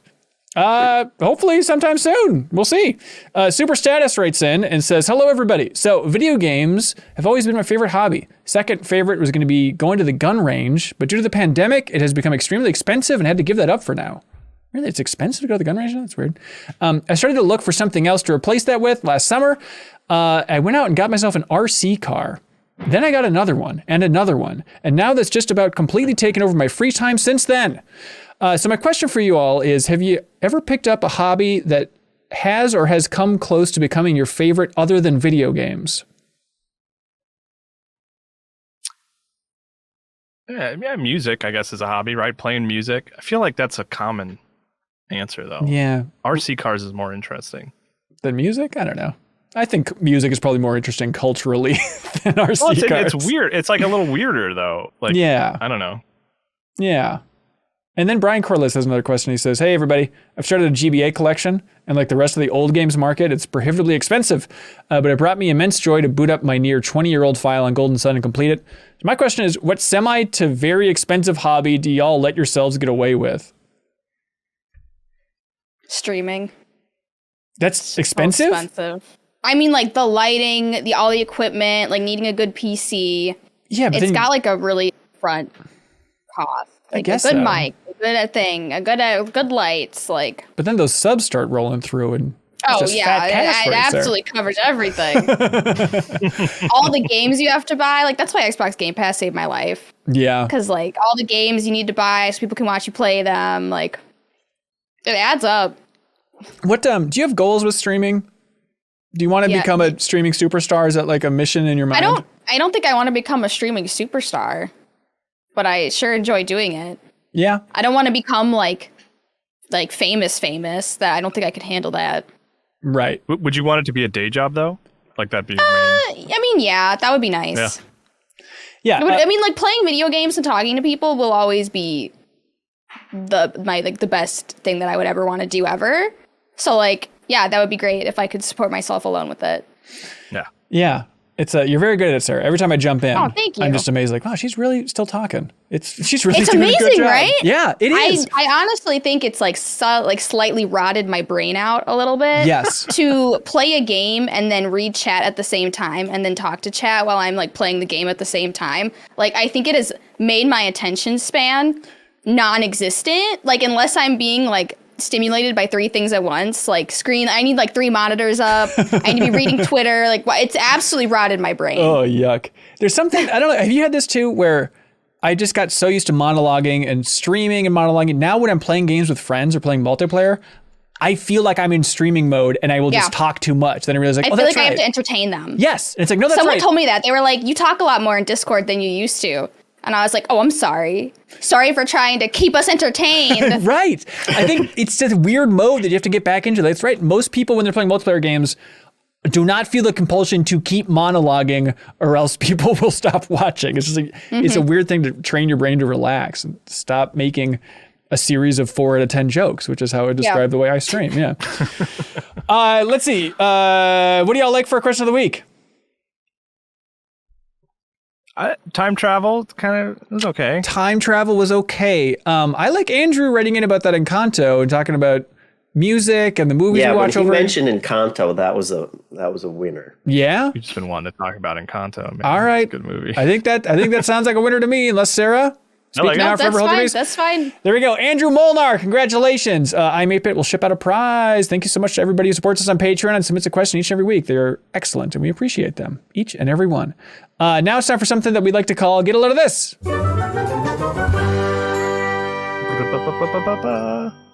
You did it. Kyle, you sang first, so you got to talk first. Oh, do I? Yeah, sorry. Okay. Hey, get a load of this. This is from today I learned subreddit, which is, you know, a great place to learn things today. Hell yeah. Where I learned that you guys know the candy Sugar Daddy? It's like it's just like a caramel lollipop, basically. Yeah. Maybe. Mm-hmm. Yeah. Okay. It's not like a hugely popular candy, but That's it's like fine. I think the Tootsie Roll company makes it. But I learned that it was originally called, when it was created in 1925, the portable caramel lollipop was originally called, you guys ready for it? The Papa Sucker. Come on, Kyle, please. That's what it was called. Jesus This is on Tootsie Christ. Roll's official website. It was called Not a the good name. Papa Sucker.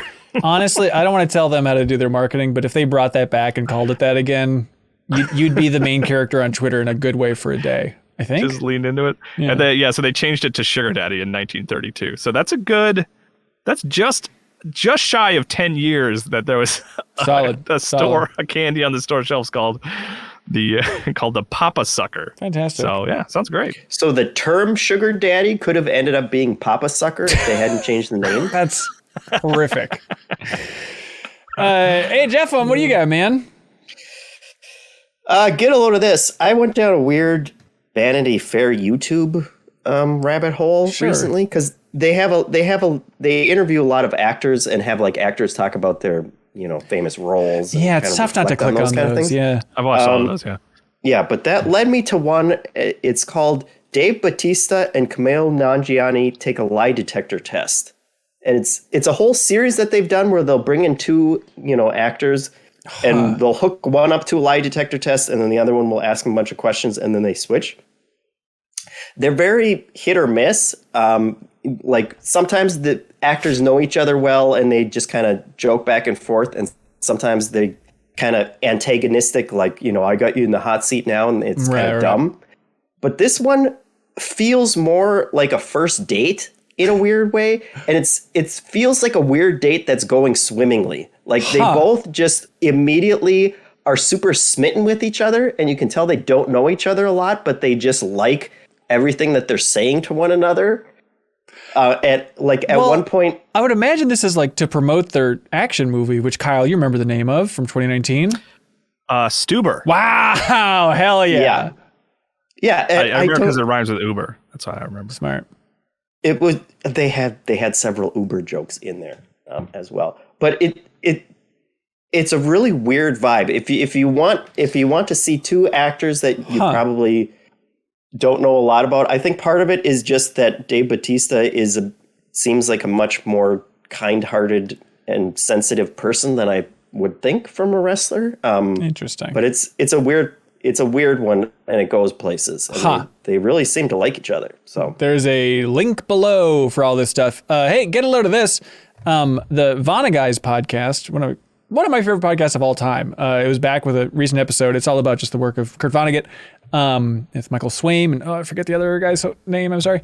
Anyways, but they referenced this video that I'd never seen, and it's not Vonnegut related directly, but there is a video on YouTube where it's Siskel and Ebert, like off mic, or it's the raw recording of them, and kind of what's the word I'm looking for? Outtakes, I guess you'd call it, where they're just roasting each other, and it feels like genuine hate in their souls for the way they're speaking to each other. So if you want to see that beloved pair just annihilate each other, you can check that out. Sarah, you got something? Yeah, get a load of this. Go to your Nintendo Switch, load up Pokemon Arceus, go to the Pearl Clan, run around Irida in a circle, and watch your game explode. What? There is a bug in Pokemon Legends Arceus where if you go to the Pearl Clan, you'll find Irida kind of standing on an outlook, and every time you do a lap around her, one of the NPCs in the background, their clothes, like one of the polygons, just gets bigger and bigger and bigger. And if you keep doing that, like you keep running around her, and it seems like every time she glances at you, things in the background like will kind of grow out of context. Like just absolute. And I got it so big it like blotted out the sun. That's interesting. And then if you walk toward it or if you turn around, it disappears. But fun bug, not a game breaking bug. Everyone could do it. Is it because the Pearl Clan worships space, and so their concept and they're of space? just filling it. Yeah, that's I think their so. magical abilities. It could be, yeah, or that might be the Time Clan. Who can tell? This does sound more like a feature, if I'm being honest. Yeah. Yeah, absolutely. Jeff, you got one from the community, from the Get a Load of This Discord? Yeah, get a load of this. This one was from Crowboy. It was Nintendo of America's official Valentine's Day tweet, which said, hope your day is as sweet as these. Happy Valentine's Day. And then they showed a picture of these little chocolates that are shaped like Joy-Con controllers. Okay. But then also in the tweet, there's an asterisk and it says, please note that this is a fictional product and is not available for sale. So there's your Valentine's Day from Nintendo. Very sweet. I saw that, and that really genuinely cracked me up, too. That is like more than half that tweet text is them being like, this isn't real. We're not going to sell this to you. I know that's your first question. And Stop asking us for stuff, Internet. We gave you Earthbound. Leave us alone. Hey, that's it for this podcast. Thanks, everybody, for watching or listening. We do have the deepest dive on Pokemon Legends Arceus up on our YouTube channel right now. You can check that out. We talked about the game for 6 hours, and it was a glorious time, so I hope you all enjoy that. It's also, of course, in the Patreon exclusive podcast feed at that $5 tier. We'd appreciate the support. If you jump into that tier, you can also hear our Max Spoilers episode about the Book of Boba Fett. Big unpacking of that. We had a lot to say with Ross, the Star Wars Guy Fund, and Brian Vore. He also picks up his medley of Kelly Clarkson songs. No, it's not true, but... Am I streaming right now? Because these sound like a series of 4 out of 10 jokes. We're all just disgusted by Yeah, that that's joke. fair. Also, on our YouTube channel, we have an interview, which is exciting for dorks like me, with Chihiro Fujioka, who is the director of Tomato Adventure, the game I was very excited about. Most importantly, he's also the director of Super Mario RPG. And this is the first interview that I can find that he's ever done, first video interview he's ever done with the Western press. So it's a big interview about his career, his time at Alpha Dream and the Mario Luigi series, how he really wants to make a sequel to Super Mario RPG as his final game. So if you're looking for a little bit of gaming history, you can check that out and help share it on YouTube. We'd appreciate it. Also, heads up that Trivia Tower is happening on Monday, February 21st, everybody. And this is a From Software edition of Trivia Tower. So all the questions are about Soulsborne-esque games, From Software's games, except there's a couple questions that aren't related to From Software, so you can still make your way to the second floor if you really want to. And here's the thing. We have Timur Hussein from GameSpot as the co-host. Very exciting. It should be a good time. He's a big fan of Miyazaki and all this stuff. But the other big thing is that this episode is going to be completely free to play.